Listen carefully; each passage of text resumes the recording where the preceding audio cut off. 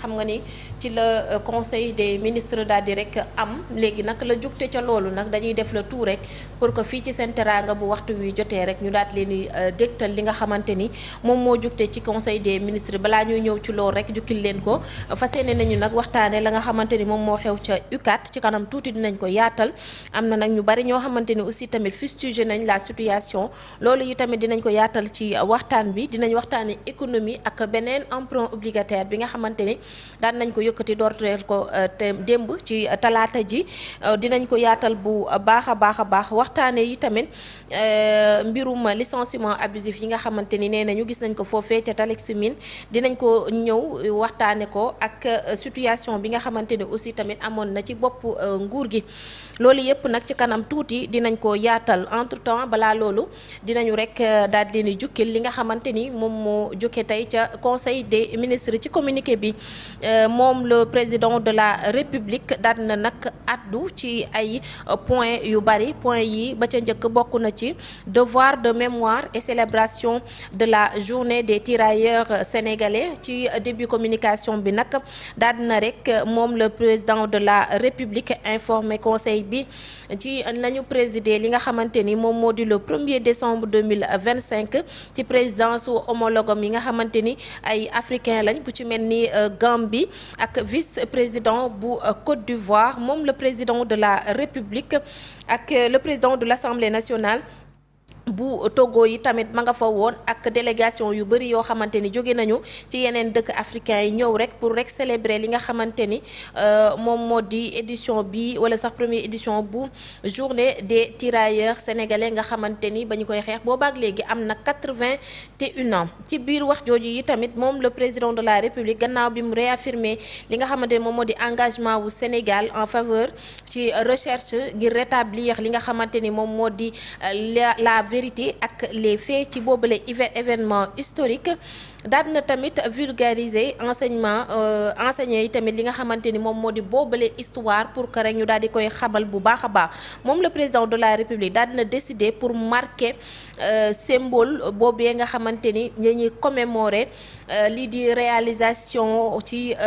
li nga xamante moom moo di supervision wu premier ministre bi ci mémorial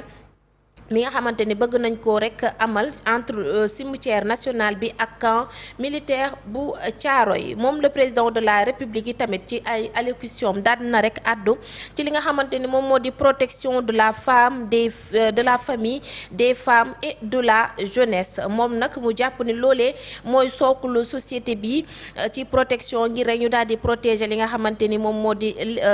la famille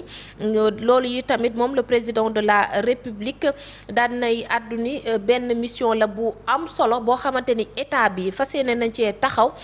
ci loolee ngir rek ñu gën a ñoŋal li nga xamante ni moom moo di famille waaye tamit gën a ñoŋal li nga xamante ni moom moo di soxna yi ak jeunesse bi protéger leen ci li nga xamante ni moom la ñuy wax collectivité publique entre l'exploitation ci wàllum drogue ñu koy wax drogue les stupéfiants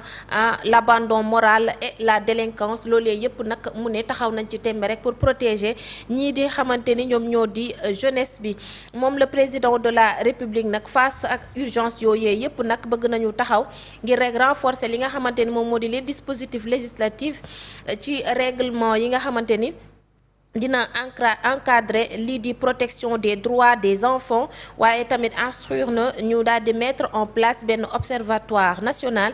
ci lu jëm ci protection des enfants waaye tamit installer benn conseil consultatif ci les jeunes du Sénégal et la fonctionnalité ci li nga xamante ni moom moo di les projets de maison de la jeunesse et de la citoyenneté ci kàddoom ba tey moom le président de la république ci conseil bi daan na tamit àddu ci li nga xamante ni moo jëm ci action sociale et soutien de l'État aux personnes vivant avec un handicap daal na fàttali li nga xamante ni nag ci communauté internationale bi ñuy célébrer la journée internationale des personnes handicapées le 3 décembre moom moo nekk rek journée bi moom le chef de l'État yi tamit daal di ci profito daal di ci àddu rawatina ñi nga xamante ni dañuy dund ay way laago lañu fii ci Sénégal moom le président de la République République daal na considérer nag li nga xamante ni moom moo di seen taxawaay jàpp ni nag lu am solo la pour rek ñu daal di taxawal benn nouvelle perspective soutenir ñi nga xamante ni ñoom ñooy dund ak handicap waaye tamit renforcer leen bu baax a baax a baax moom le président de la République engagé na le gouvernement mettre en œuvre à partir de l'année 2026 benn programme national boo xamante ni dañuy intégrer soutien wu les personnes vivant avec un handicap ak asseoir benn inclusion sociale boo xamante ni dina am solo ci wàllum solidarité nationale lañ koy rek fas yéene tënku waaye tamit mettre en œuvre li nga xamante ni moom moo di les politiques publiques moom le président de la République daan instruire pour rek ñu daal di accélérer li nga xamante ni moom moo di le déploiement de l'ensemble des programmes ak projets yi nga xamante ni teg nañ ko te rek lu dina améliorer lii di conditions de vie des populations notamment ci ñi nga xamante ni nag ñoom ñoo di les personnes vivant avec un handicap ci ay kàddoom ba tey moom le président de la République daat na wax ci li nga xamante ni moom moo di stratégie nationale de bonne gouvernance et renforcement de la transparence dans la gestion publique. Alors le président de la République ci kàddu googu ci wàllu woowu nag daan na annoncé benn ouverture benn nouvelle ère ngir rek ñu daal di renforcer li nga xamante ni moom moo di transparence ci gestion publique yi waaye tamit ñu adopté benn loi boo xamante ni nag dafay porter création de l'Office national de la lutte contre la corruption muy OFNAC gannaaw nag bi mu félicité ñi nga xamante ne nag ñoom la ñu tabb muy fukk ak ñaari membres yi nga xamante ne ñoom la ñu tabb ci kaw ci biir OFNAC googee moom le président de la République nee na dina rek wëyal li nga xamante ni moom moo di processus bi ngir rek ñu gën a renforcer boobule kuréel waaye tamit ki nga xamante ni moom moo di le garde des Sceaux fas yéene nañ ci taxaw nag benn bu taxawaay bu am solo loolee yépp nag jëm ci li nga xamante ni moom moo di la bonne gouvernance ci lu jëm ci agenda du président de la République le chef de l'État informé na le conseil dina jël part lundi 8 décembre 2025 foofee ca Abidjan ci cérémonie d'investiture bu président de la République de Côte d'Ivoire nga xamante ni moom mooy son excellence Alassane Dramane Ouattara alors dinañu ki nga xamante ni tamit moom moo di le premier ministre ba mu jëlee kàddu ci conseil des ministres ba gannaaw ba mu féliciter le président de la République ci engagement bi nga xamante ni nag am na ko ngir rek rétablir li nga xamante ni moom moo di la vérité ci lu jëm ci Thiaroye 44 moom le monsieur le premier ministre daal na nag accès li nga xamante ni moom moo di communication ci orientation wu réorganisation des départements ministériels loolu yëpp nag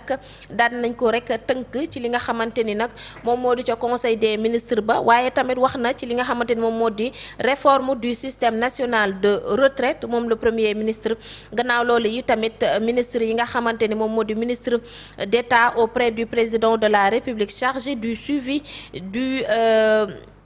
du pilotage et de l'évaluation de l'agenda national de transformation Sénégal 2050 moom tamit daal na def benn communication lu jëm ci boobale pilotage des ressources le ministre de l'enseignement supérieur de la recherche et de l'innovation moom tamit daal na def benn communication ci amélioration du système de paiement des allocations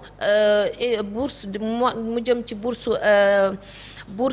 étudiants yi. Alors le ministre de l'industrie et du commerce a présenté moom tamit benn communication ci li nga xamante ni moo jëm ci situation du marché et la commercialisation des données agricoles et alimentaires ministre bi ñu dénk wàllum jeunesse et des sports moom tamit présenté na communication daal di koy porter ci le plan de mobilisation et d'engagement des jeunes en vue de l'organisation des Jeux olympiques de la jeunesse ñu war koo amal fii ci Ndakaaru ci atum 2026 au titre